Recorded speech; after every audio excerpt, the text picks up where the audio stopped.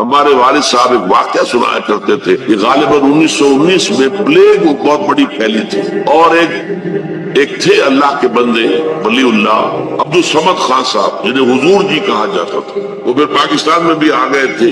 وہ حضرت جی، ان کے 2 جوان بیٹے تھے، ایک ہی دن میں دونوں فوت، انتہائی خوبصورت۔ یہ پٹھان تھے کیبل پور کے علاقے کے، اور ایک دن میں دونوں بچے ختم۔ ہمارے والد صاحب بتاتے تھے کہ میں چشمدید گواہ ہوں کہ جب لوگ گئے ہیں، میں بھی گیا ہوں، میں نے دیکھا کہ حضرت جی عبدالصمد خان صاحب رحمت اللہ علیہ کے چہرے پر ملال کا کوئی اثر نہیں، اسی طرح دبکتا ہوا چہرہ، اسی طرح خوش و خرم۔